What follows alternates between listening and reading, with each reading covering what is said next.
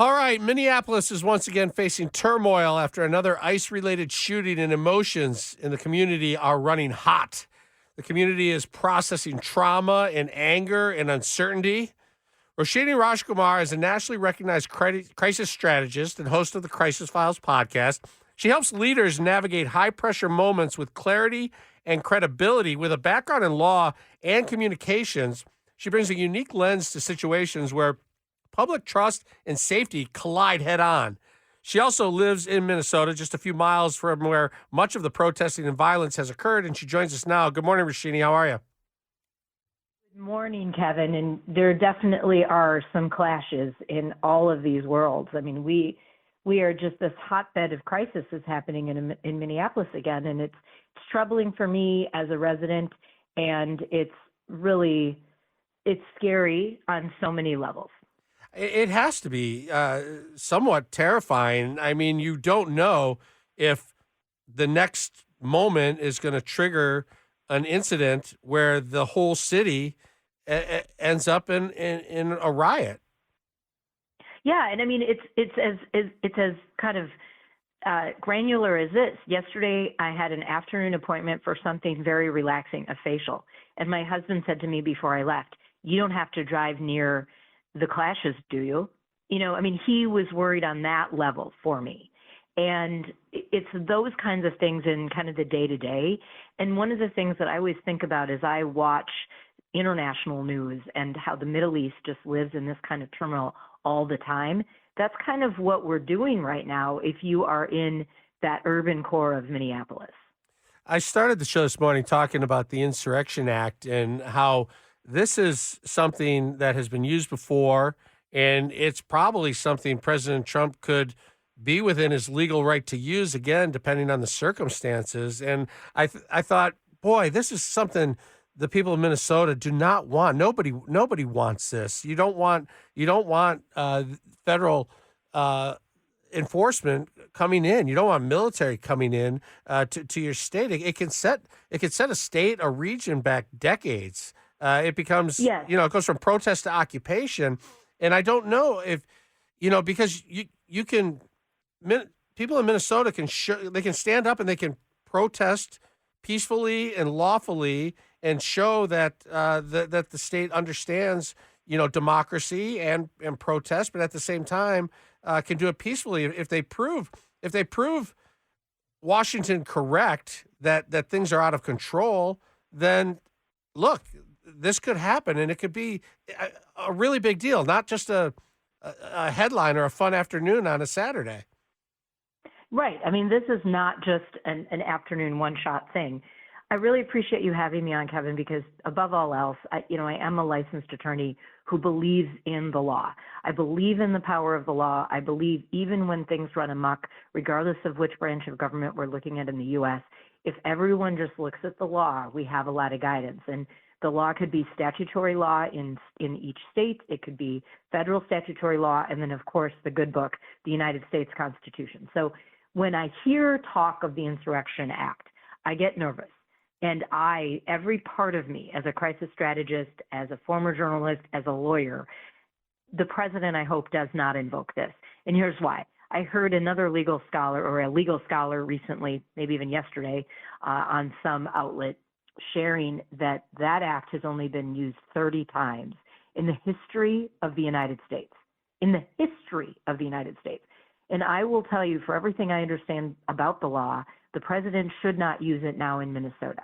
But what should happen is that ICE should carry out its duties, its warrants, in as peaceful and calm of a way as possible. And the residents of Minneapolis and its surrounding area that come in to join these protests should also be operating within the law.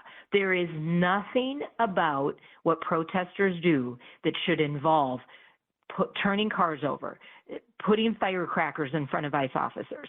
So both sides of the current agitation need to be operating within the law, Kevin, and then the president does not need to use the Insurrection Act.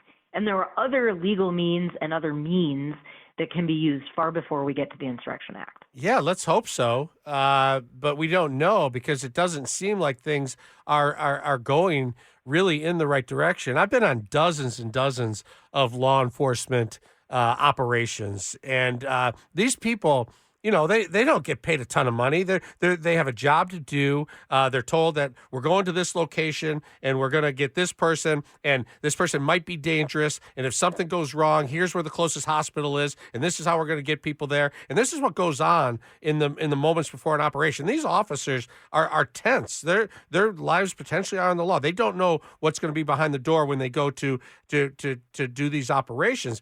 You get that situation mixed in with people throwing firecrackers at you or honking their horn or getting your way.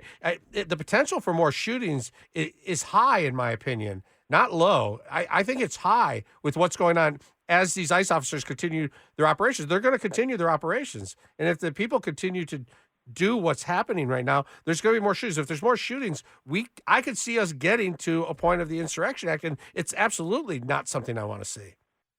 Right. Well, there are a few things that need to happen that are so doable right now. Let's start with local and state leaders. The mayor and the governor, the mayor of Minneapolis and the governor of Minnesota should not be getting on television and podcasts and other interviews and saying to people, make sure you record these, we'll be collecting all of that video, which is what came from the governor a couple days ago. And I mean, that might be true. Go ahead and do it. But the governor shouldn't be saying that in his evening address that was across all of Minnesota and probably the country. Okay, so that's one thing. Our current leaders are inciting regular civilians in a way that they're claiming they're not, but they really are. Because I can tell you, as I watched in my kitchen the other night, and all these protesters coming in from St. Paul and the suburbs into Minneapolis where this stuff was happening on Wednesday night, my blood was starting to boil, and I was nowhere near it. I was in my own kitchen. So if you're coming in from outside claiming you're going to be peaceful, and then another protester lights a firecracker in front of an ICE officer, of course your blood is going to boil, and you might actually do something you didn't think you would do that would be violence that is not protected by statute. So we have citizens that need to change behavior. We have local and state officials that need to change behavior. And then as far as the ICE officers, we need to remember they are also human beings. And what I urge them to do is follow their orders to the letter and not do anything extra. Now, we can compare the two shootings from last Wednesday to this Wednesday. And remember, last Wednesday there was a death. This Wednesday, the shooting happened in the alleged suspect's leg. So at some level, even that officer, as he was protecting himself, decided to shoot at the leg and not at the body mass to completely avoid the possibility of death. So that is actually a changed behavior by that ICE officer. Yeah, I don't even know if that falls within the training, though. My understanding is if an officer is going to shoot, they're supposed to shoot to kill. Not shoot to kill. I've been taught by use of force experts, shoot to stop the threat. And if that means kill, it means kill. Right. Yep. Yeah, I'm praying for you guys this weekend. I hope the leaders do tell people to just protest peacefully, and I hope people listen. Roshini Rajkumar, we appreciate it. It's all talk. Thank you, Kevin. I'm Kevin Dietz.